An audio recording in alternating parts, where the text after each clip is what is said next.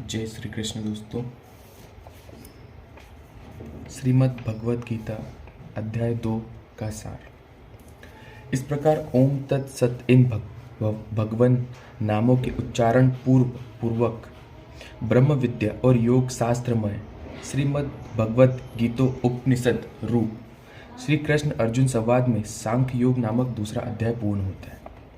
इस अध्याय की विशेषता अगर हम देखें तो कर्मयोग, सांख्य योग, भक्ति योग आदि सभी साधनों में विवेक की बड़ी आवश्यकता है, ऐसा बताया गया है।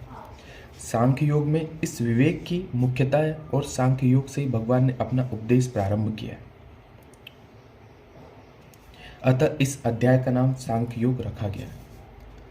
इस अध्याय के मुख्य पद अक्षर उवाच की अगर हम बात करते हैं तो पहला, इस अध्याय में अतः द्वितीय अध्याय के 3 संजय उवाच, श्री भगवन उवाच आदि पदों के 14 श्लोकों के 957 और पुष्पिका के 13 पद है। इस प्रकार संपूर्ण पदों का योग 987 बनता है। दूसरा पॉइंट, इस अध्याय में अतः द्वितीय अध्याय के 7 संजय उवाच, श्री भगवन उवाच आदि पदों के 45 श्लोकों को 2403 और पुष्पिका के 45 अक्षर हैं।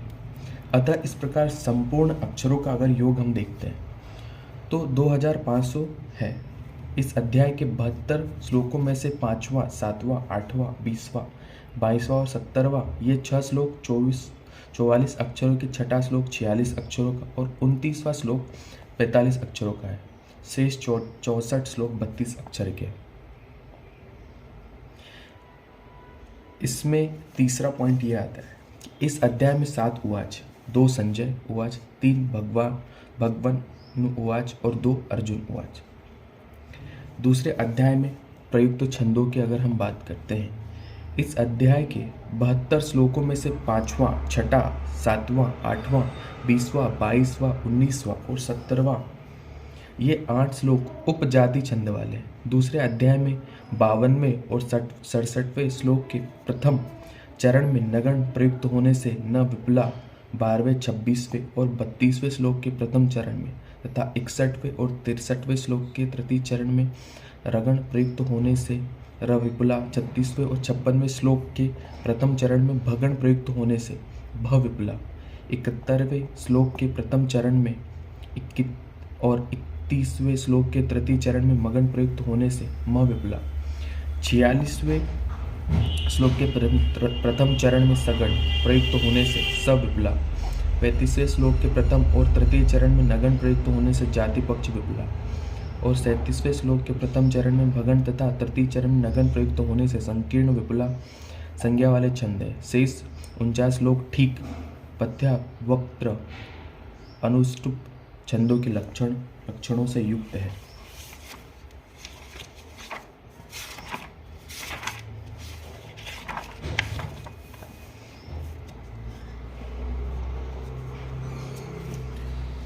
इसका मूल भाव अगर हम जानने की कोशिश करें द्वितीय अध्याय का, तो दुर्योधन ने द्रोणाचार्य से दोनों सेनाओं की बात कही, पर द्रोणाचार्य कुछ भी बोले नहीं।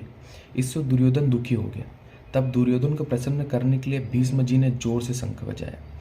भीष्म जी का शंख बजने के बाद कौरव और पांडव सेना के बाजे बजे। इसके बाद 20वें श्लोक से श्री कृष्ण अर्जुन संवाद प्रारंभ होता है। अर्जुन ने भगवान से अपने रथ को दोनों सेना के बीच खड़ा करने के लिए कहा। भगवान ने दोनों सेनाओं के बीच में भीष्म, द्रोण और आदि के सामने रथ को खड़ा करके अर्जुन से कुरुवंशियों को देखने के लिए कहा। दोनों सेनाओं में अपने ही स्वजनों संबंधियों को देखकर अर्जुन में कौटुंबिक मोह जागृत होता है, जिसके परिणाम में अर्जुन युद्ध को करना छोड़कर बाण सहित धनुष का त्याग करके रथ के मध्य भाग में बैठ गए। इसके बाद विषाद मग्न अर्जुन के प्रति भगवान ने क्या कहा, यह बात धृतराष्ट्र को सुनाने के लिए संजय दूसरे अध्याय का विषय प्रारंभ करते हैं। जय श्री कृष्ण।